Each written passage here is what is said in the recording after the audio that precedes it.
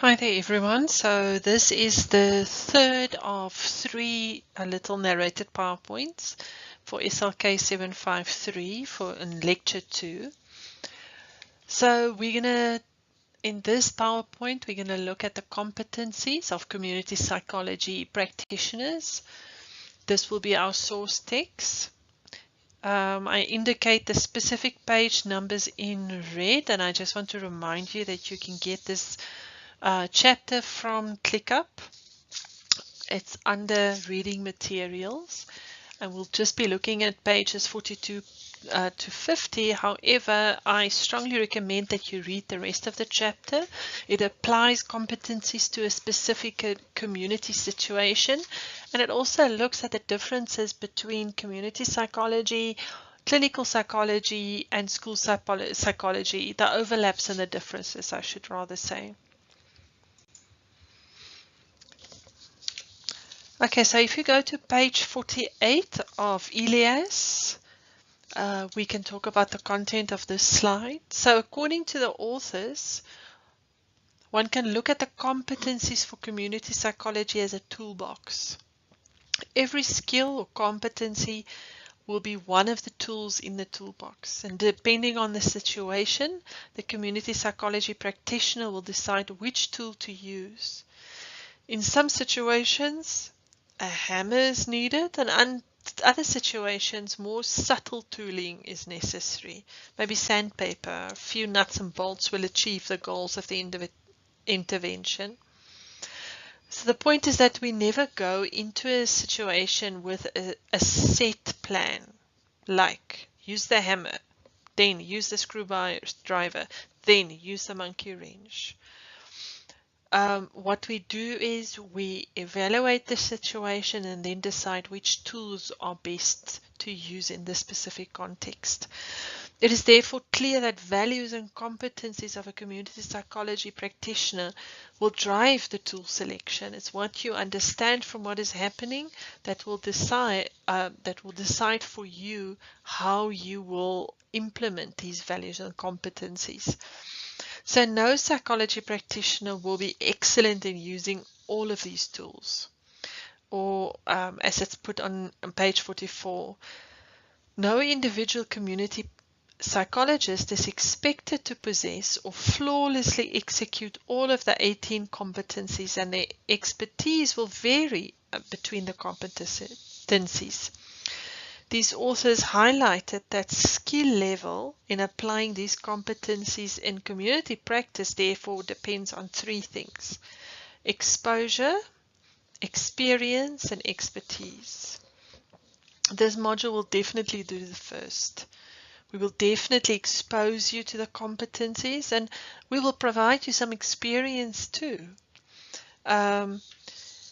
However, you should note that community practitioners are always in the process of learning and gaining expertise in all or some of the competencies. Experience and expertise is therefore shaped by further training, working in communities, and lifelong learning. So competencies have a specific role. They help us define community psychology practice within the broad realm of helping professions, those that also work in communities of all types. The competencies therefore can play the role of clarifying the identity of community psychologists. We do not have exclusive ownership of these competencies. There are overlaps with other professional fields that need similar skill set and approaches. These 18 competencies, however, helps us to define what our client community can expect for us.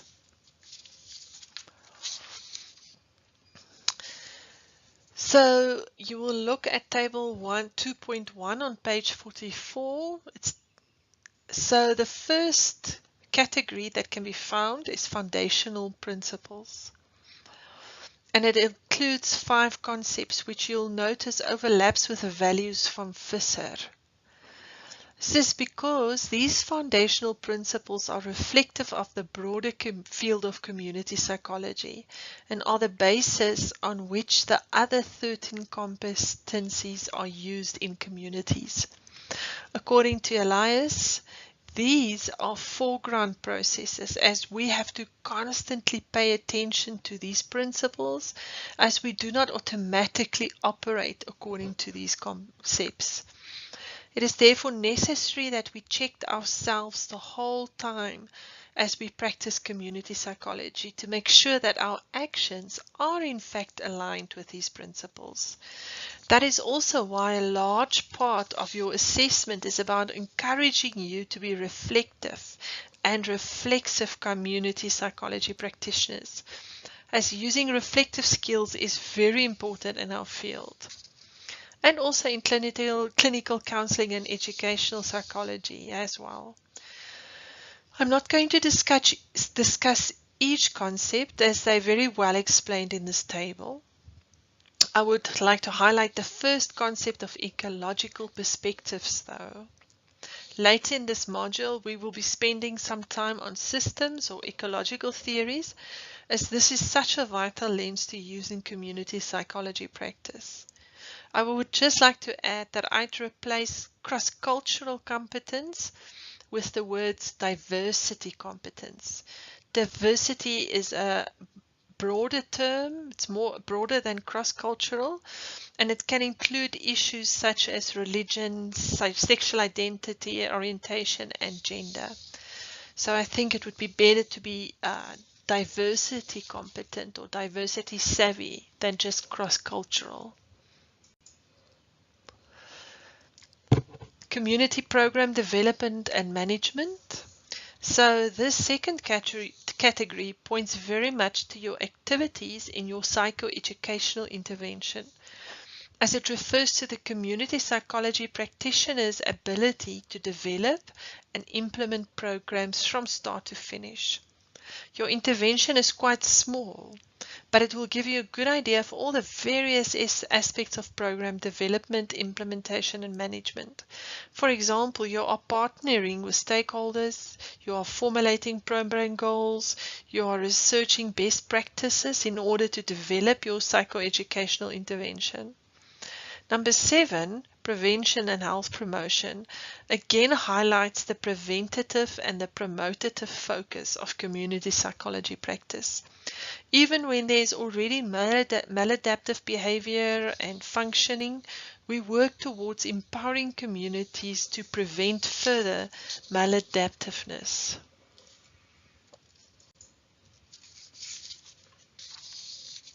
This section is about community and organizational capacity building.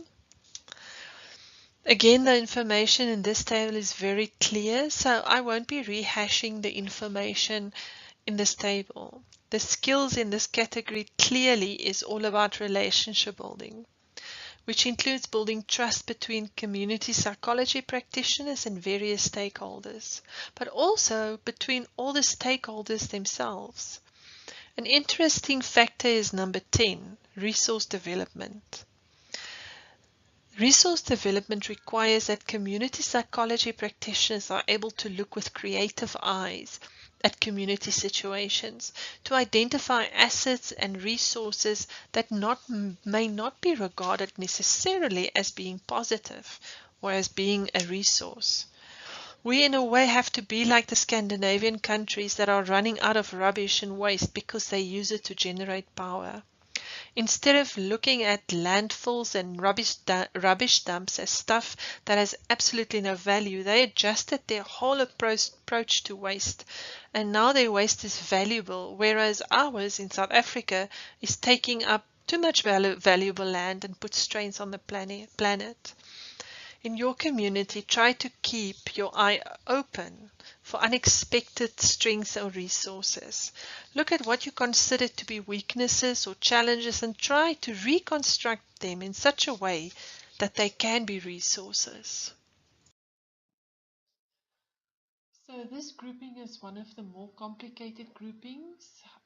It works towards what we call second order change processes. So that's processes focusing on ways to rearrange existing relationships, roles, power dynamics within a specific setting. And the idea is that working at the second order changes, we work towards a more just, inclusive, and therefore health and well-being promoting environment. So this category refers to collaboration between community psychology practitioners and other stakeholders, and it's to enable a sustainable systemic change, meaning that it doesn't need the stakeholder or the community psychology practitioner to run it. It runs by itself. Numbers 15 and 16 are beyond the scope of your project, but you'll definitely learn the first 3 competencies in your community project.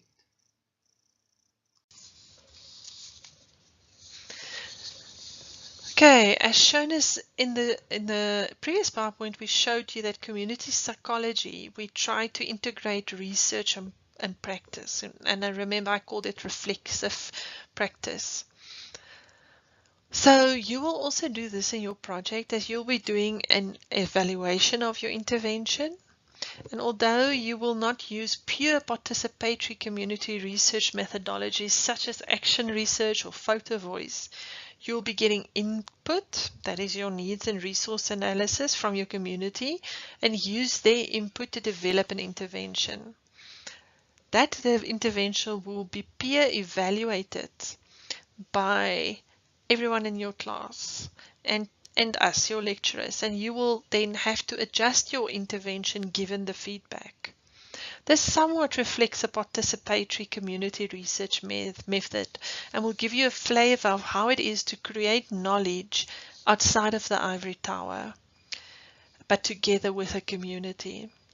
Community psychology practitioners regard it as very important that their research is disseminated within their client communities, but also to other community psychology practitioners.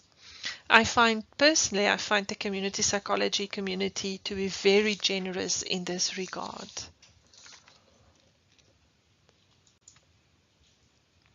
So now what? So at this point you might be scratching your head, asking yourself, what do I do now with all this information? And I want to catch you before you categorize it under the theoretical knowledge file in your mind. I want you to stop and I want you to think about reflective practice. We asked you in lecture 1 to start with a reflective diary.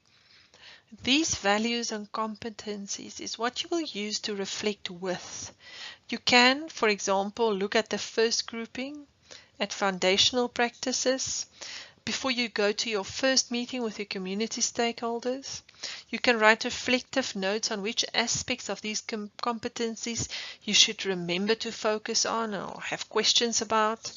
You can look at the values of community psychology and, for example, brainstorm with your co-facilitators about how a value like self-determination would look amongst yourself and your community. You can draw, write, vlog on any of these aspects covered in the videos and narrated PowerPoints. If you are consistent and expect yourself to really think about these things, you will see that the reflective aspects we expect of you in your 2 individual assignments will be deep and rich. We honestly can see in these reflective assignments which student dared themselves into real growth and which students were not willing to question their own beliefs, values, and actions. I hope that you will choose to embrace the growth that comes from reflective and reflexive practice. Okay, so reflective practice for this part. Good to get to know yourself a bit better and kick off the reflective aspect of your community psychology journal. Write for 15 minutes about your upcoming community intervention. You can do it by completing the following sentences. I know, I want, I'm scared of, it's important to me too. What I have to offer to the co-facilitation team is, it makes me feel like I have personal power in a new activity like this when These are suggestions only, and we encourage you to find other ways in which to express your values, views, beliefs, experiences, and wishes, and include it in your individual assignments where appropriate.